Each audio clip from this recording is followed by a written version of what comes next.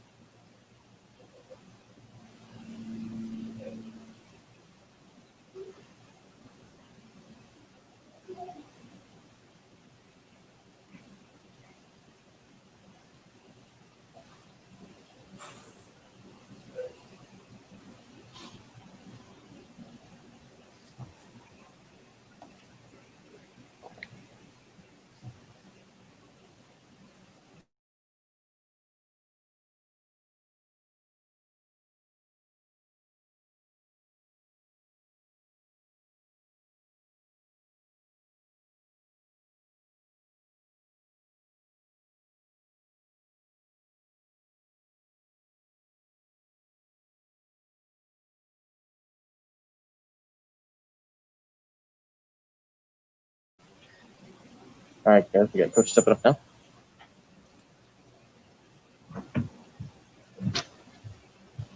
We're ready whenever you are, Coach. Okay. Really, there's not much of any injuries to announce for you. I think you saw where Clyde dressed out, didn't play.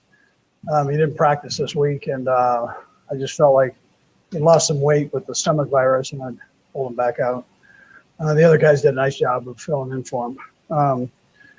Tyron, I just saw Tyron did a beautiful job on starting the game and finishing the game with 2 interceptions, and that kind of led the way. That was great enthusiasm for the defense. I thought our defense, played a good game and really rallied towards the end of it in particular. And then Bucker, I thought was stand out with his 5 field goals there, so he did a nice job.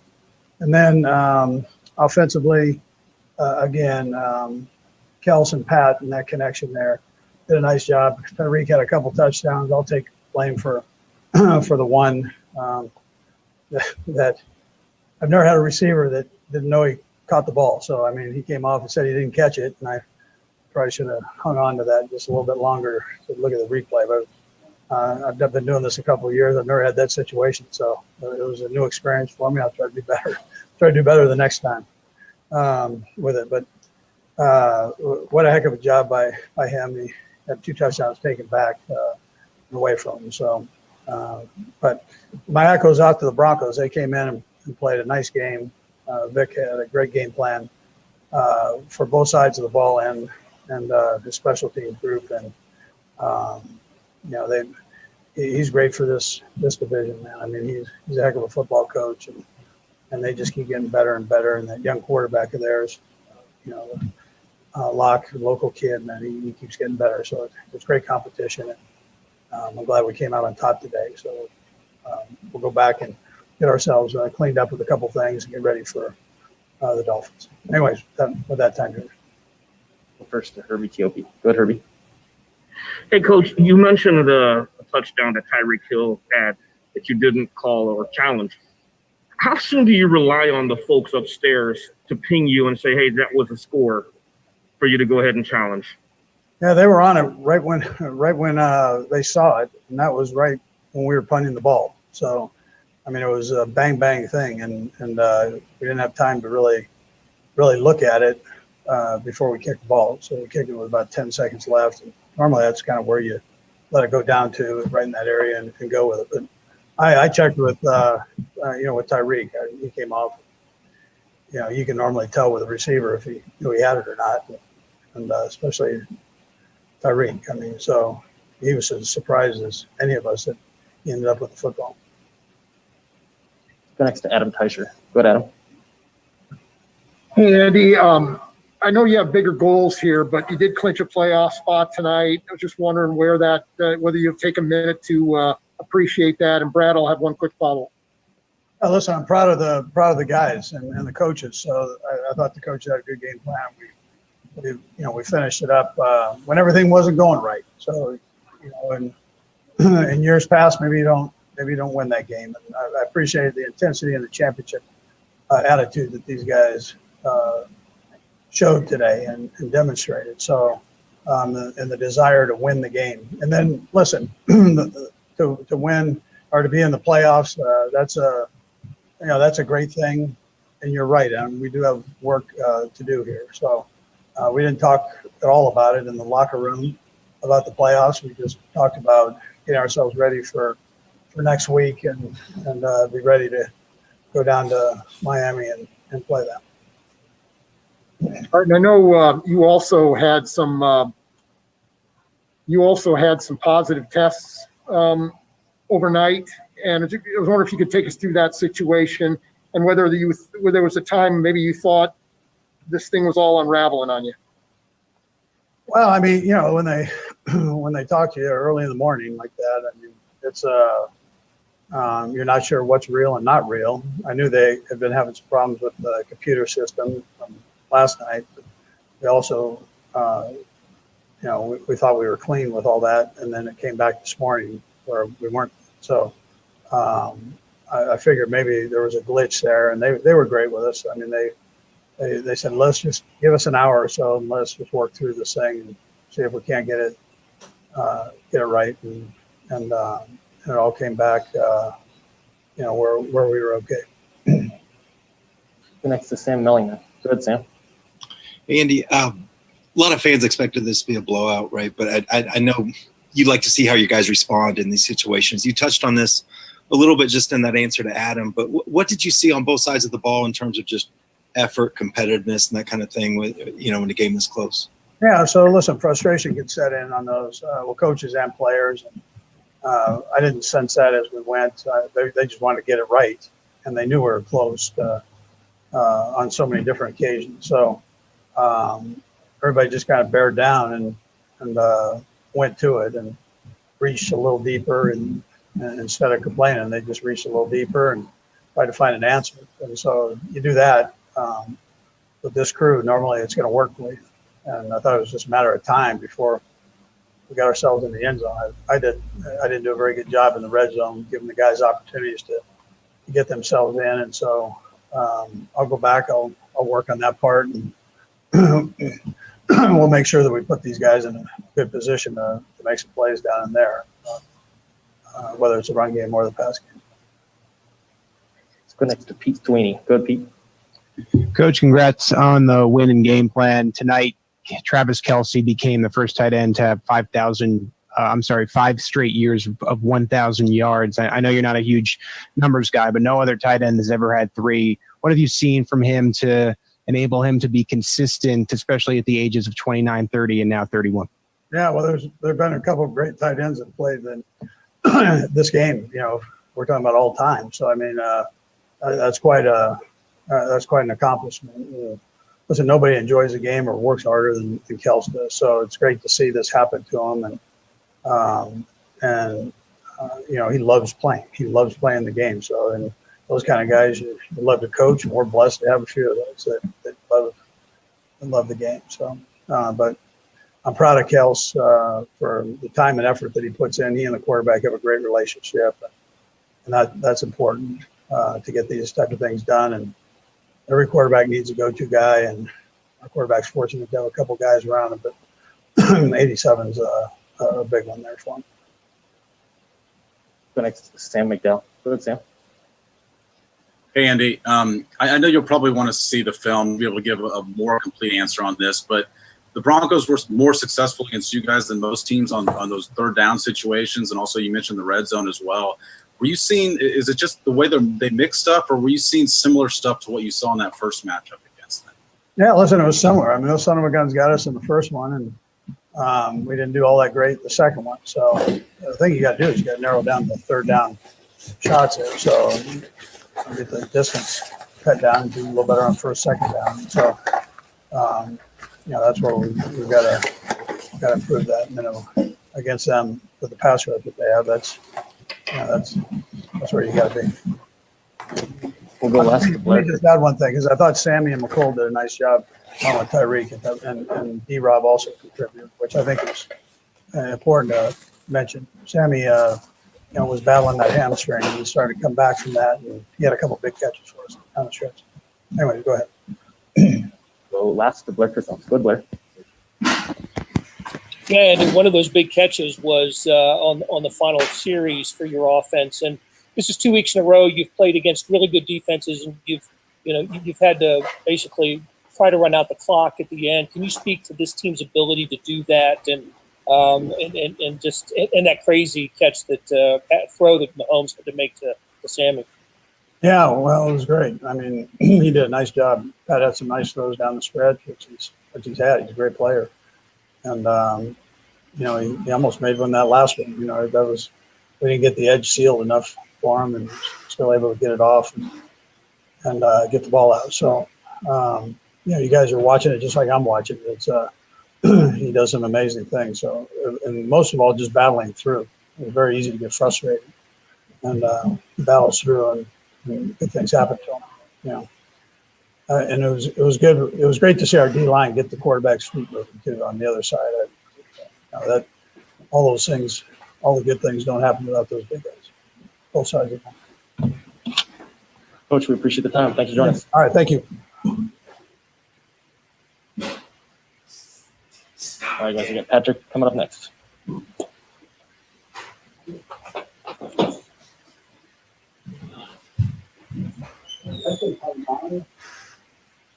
Hey, Patrick, you ready for us? Yep, ready to go. All right, let's start with Sam McDowell. Go ahead, Sam. Hey, Patrick. Kind of a weird play there with Tyreek on that touchdown in the first quarter. At what point did you realize that he had actually caught that ball, and how did you find out?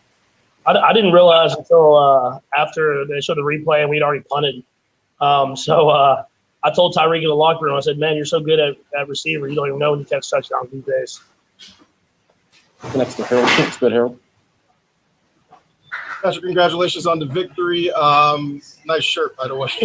When it comes to Travis Kelce, you know, his 5th year with over 1,000 yards receiving. You've obviously been there for 4 of those. Just talk to being a great teammate that he is, and then just how reliable he is on the field, how you've been able to just go to him with another 100-yard receiving day today.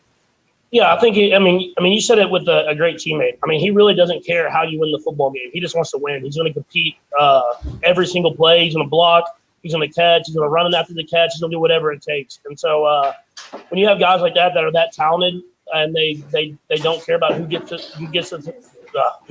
success, then you have the guys that really can go out there and execute and win football games. Go next to Pete Sweeney. Go, Pete. Hey, Patrick, congratulations on the win. I want to talk to you about the touchdown play to Kelsey. It was a free play, and I was wondering if that changed and maybe made you take, I wouldn't say a chance, but, made you step up and throw it a little bit maybe further than you would have. And then why has that become such a knack for you, enabling yourself to get these free plays? Well, it didn't really change. It was I can't believe it might have been second or third down, whatever it was. But he I don't want to give away my reads, but he's one of my first reads, kind of an alert that kind of look at kind of how he releases out of that bunch. And obviously he got open, and I gave him a chance to make a play, and I was able to throw it just far enough. But for me, I try to use cadence as much as possible. I mean, quick cadence, hard counts, whatever it is, just to get an advantage in any single way. And the offensive line does a great job of sitting in there, really paying attention, and we work on it throughout the week. Next to Nate Taylor. Go ahead, Nate. Hey, Pat, when you scramble outside and you throw a unconventional pass, just how much of an advantage do you think that gives your teammates who are still working for being open in the middle of the field? And how successful do you think that's been for you now year 3 compared to when you first started doing it, when you first started playing in the NFL? Yeah, it's something that the guys do a great job of working for me. I think that's a big thing. I mean, I can scramble and throw it however I want. If the guys aren't open, then the plays won't work. And so you see these guys that they continue to play the play out, and they play until the whistle is blown, and then they get back and do the same thing the next play. And so it helps out a lot that those guys do that, because there's some plays that I scramble for a long time and they don't get the ball. And so they have to make sure that they're playing every single play with the expectation that they're going to get the ball thrown their way, and they do that. Go next to Blair Kirkhoff. Good, Blair. Hey, Patrick, could you speak to this team's ability and confidence to get the ball late with a small lead and keep the ball? It worked last week in Tampa until you got the field goal out of it. Yeah, I think we're just battle tested. I mean, we've played in a lot of tight football games, and we have to find ways to win. Obviously, we didn't play the way we wanted to as far as in the red zone of executing and scoring touchdowns instead of field goals. But in this league, you have to find a way to win. Every single team is going to bring their best shot and going to have a chance to beat you. And as long as you come out the win in the end, it doesn't have to be pretty. And I thought the guys did a great job of battling today and finding a way.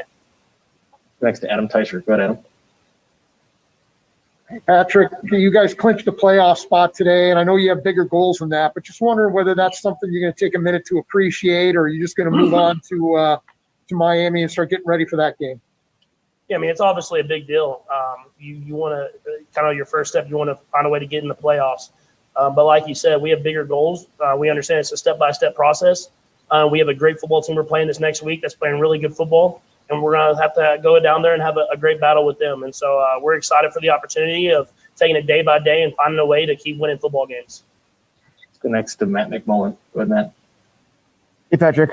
So you guys got so close to the end zone there 4 different times, and Harrison got field goals each time. How good did it feel to finally get that touchdown to Travis late? Yeah, it felt good just because when you move the ball like that and you don't score touchdowns,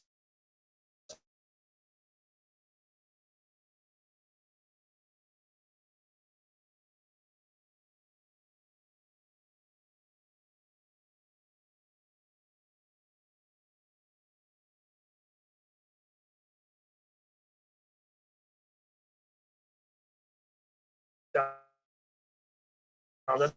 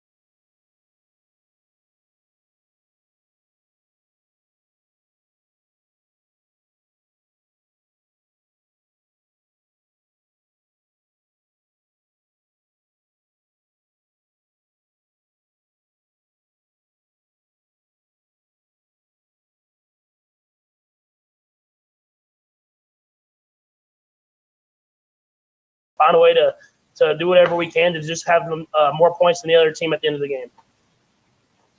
Patrick, we appreciate the time. Thanks for joining us. Thank you. All right, guys, we got Tyrann Matthew coming up next.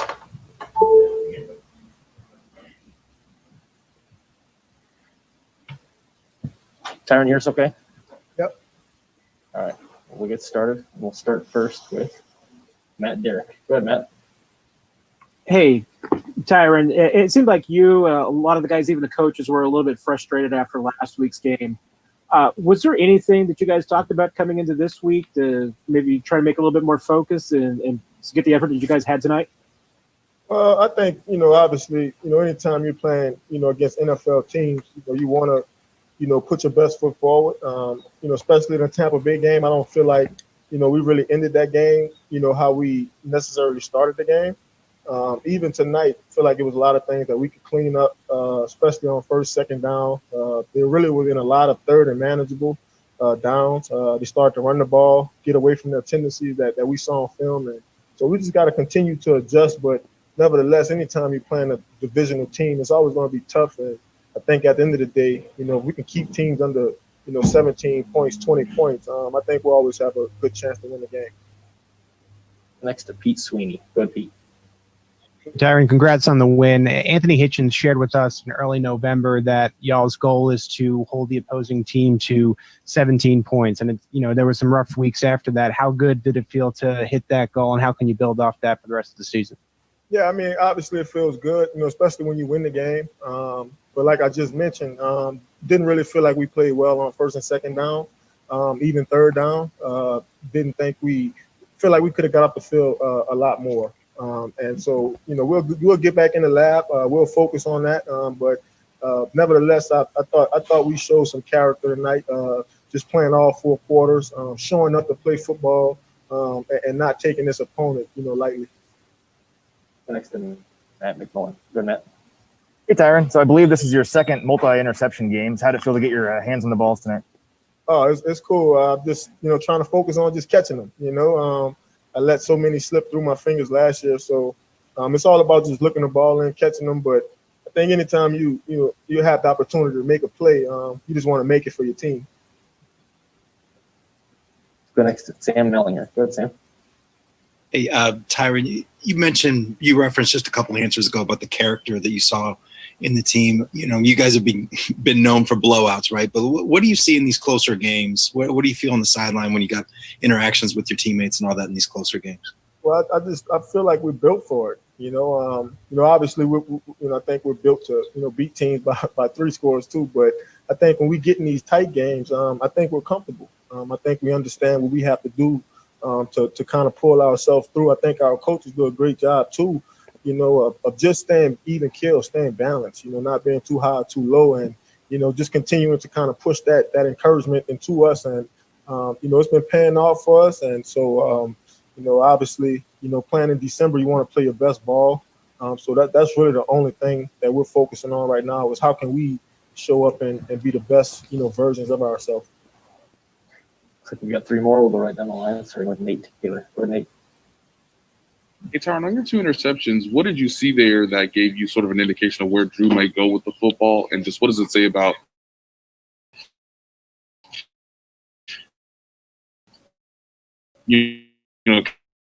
kind of being downfield? So obviously, when you get to the end of the game, end of the football game, most teams are going to run their favorite route concepts. I think for me, just studying a lot of film, I just kind of feel it. And so I was able to kind of, get underneath Judy on one of the plays. And, it's such a long season. I think it's really important to take it week by week. And I think it's even more important to, be hard on yourself. Obviously that there's critics out here and there's people that's going to say stuff. But, I think, for me, and no one is more critical of themselves than I am. And so it's all about me holding myself accountable and, just realizing that, not only can we all play better, but me personally, I can play a whole lot better. The last 2, Adam and Bahir. Go ahead, Adam. Hey, Tyrann, you clinched the playoff spot tonight. I know you have bigger goals than that, but do you take a minute to appreciate that, or do you feel like it's time to move on to Miami and that's not really a goal that you have? To be honest, I didn't know that. We're just trying to win every game, but I think anytime, obviously we're grateful, very fortunate. I think anytime you're able to win 10 plus games in this league, I think is always a beautiful thing. And anytime you're able to kind of control your own destiny, I think that's special. So for us, it's all about believing in that, believing in our coaches, and then just trying to find a way to turn a page, each and every week, and find a way to get better. The last to Vahe. Go ahead, Vahe. Hey, Tyron. This is a little similar to Sam's question, but with each one of these wins by 3 points or 2 points or 6 points, does that make you stronger? I mean, each one of these things, does it do something for you in particular? Yeah, I truly believe so. Not only does it build character, it builds trust too. And you may not play your best game, but if you're able to win the game, you go into that week realizing that, wow, we actually trusted each other, we actually committed to each other, and that's the reason why we won the game. So, I think for us is, obviously we want to play well and dominate, but when we get in these tough spots and these critical spots, it's all about leaning on each other. It's all about the offense and the defense and the special teams. All of us are together, and as long as we can kind of keep that, I think we'll always be, a tough team to beat. Tyron, we appreciate the time. Thanks for joining us. Appreciate it. All right, guys, we've got Travis Kelce coming up next.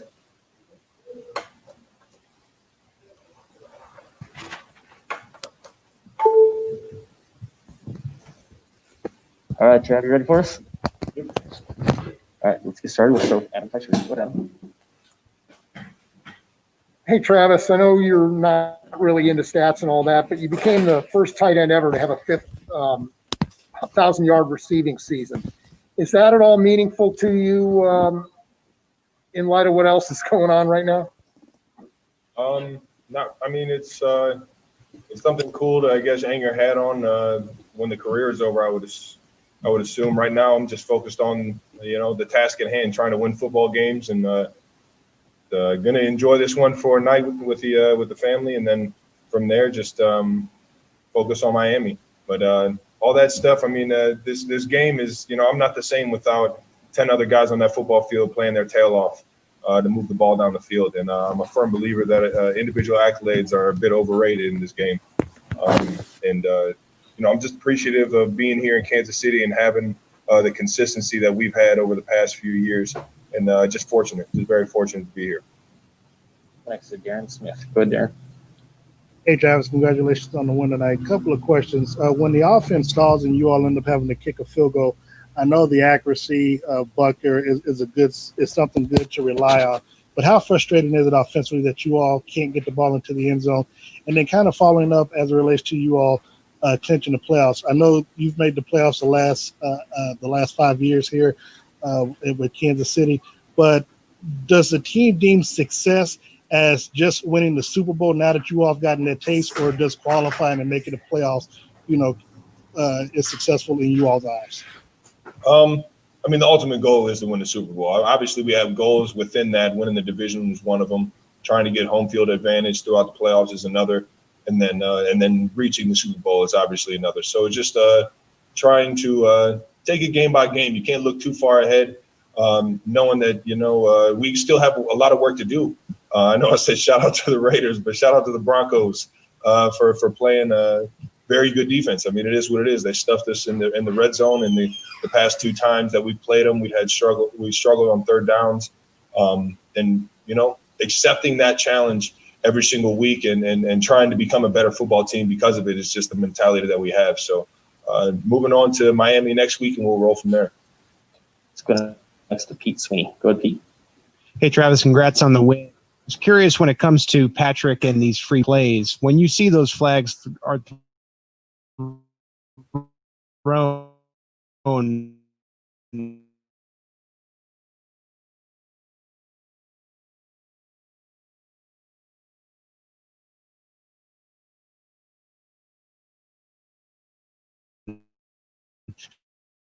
is there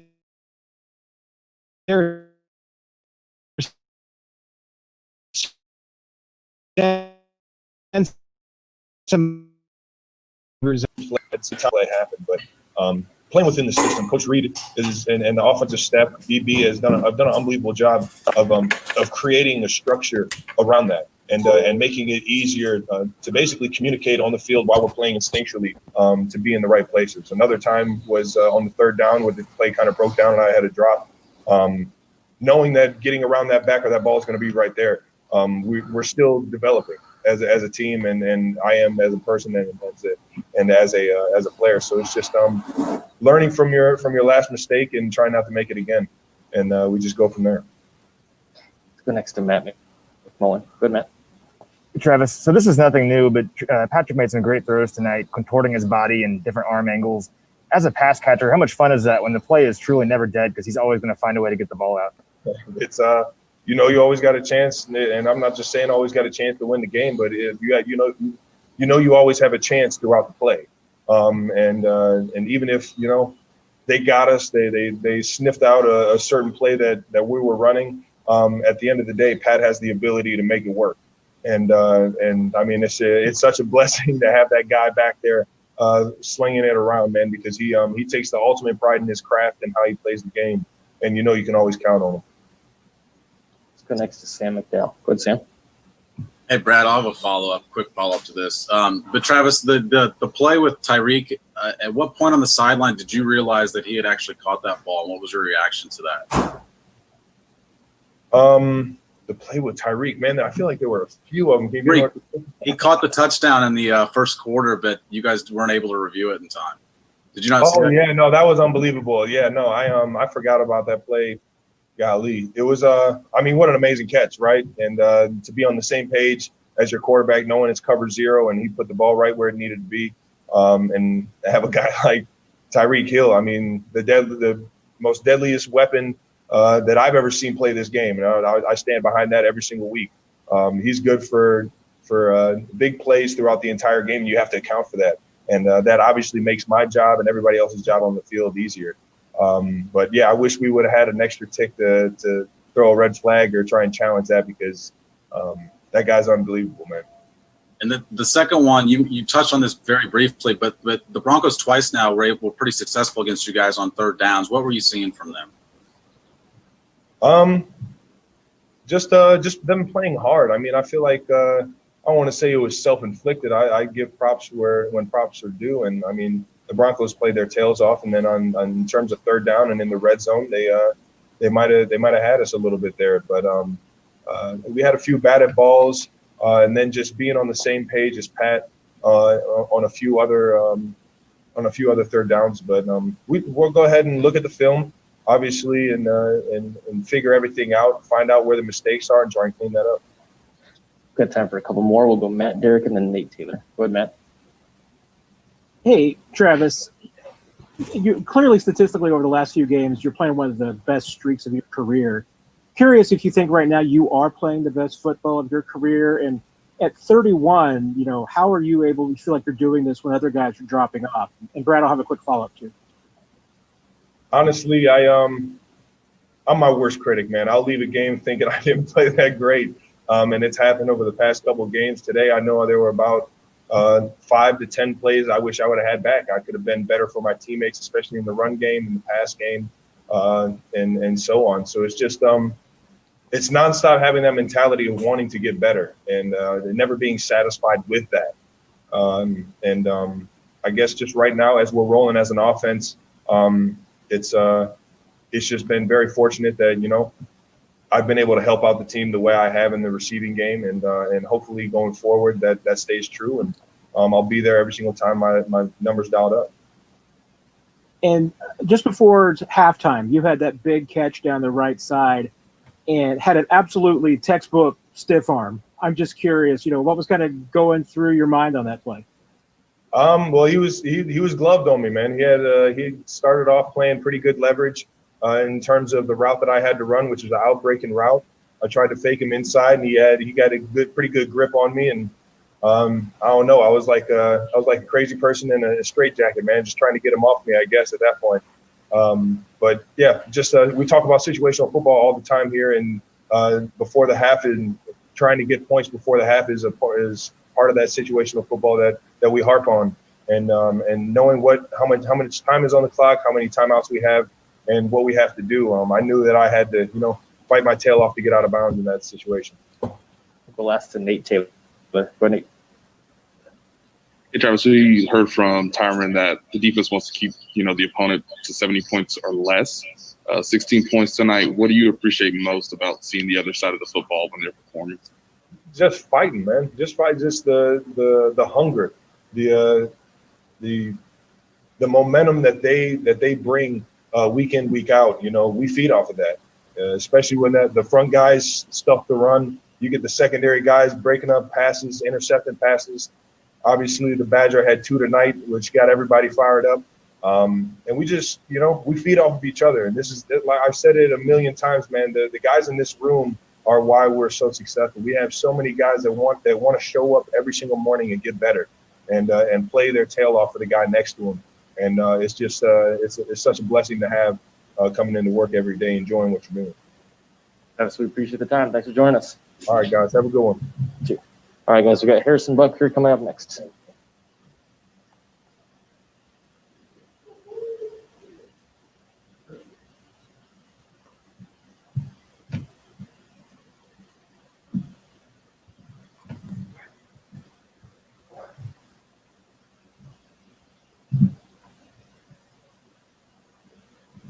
Okay, Harrison, can you hear us okay? Yep. Beautiful. All right, well, let's get started. We'll start first with Pete Sweeney. Go ahead, Pete.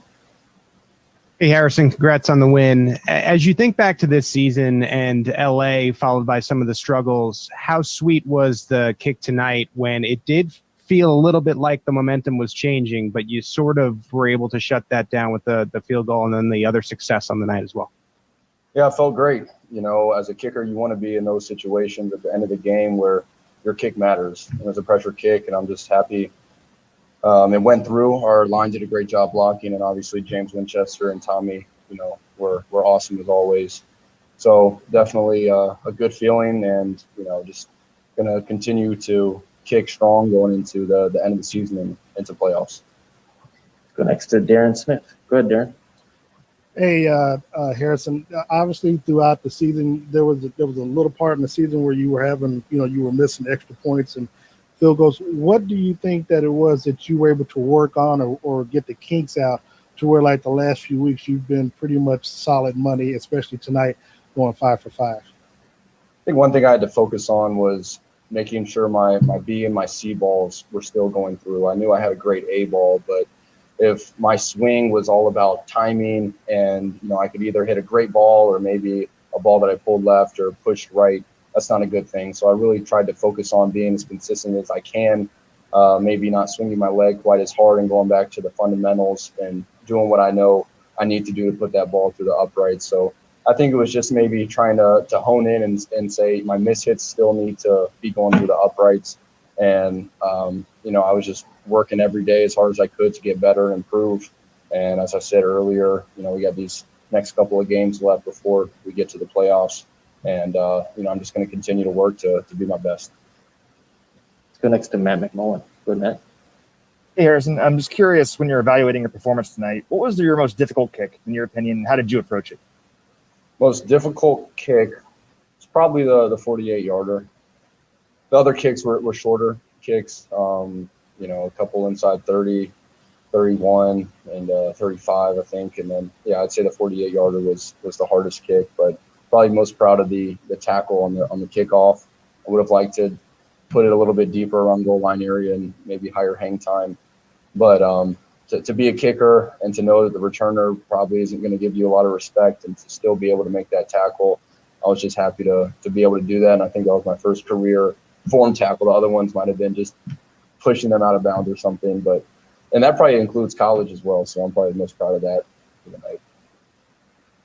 Let's go next to Len Jennings. Go ahead, Len. Hey, Harrison, it looked like the first attempt at the end, it looked like there may have been a smidgen of time on the play clock. I didn't know if you felt like the referees got that call wrong. And then how quick, because you looked like you had an expression, but how quickly, even if they got it wrong, if you felt like they got it wrong, did you have to kind of get your mindset back on track? Yeah, I haven't seen the film, so I don't know where the play clock was at.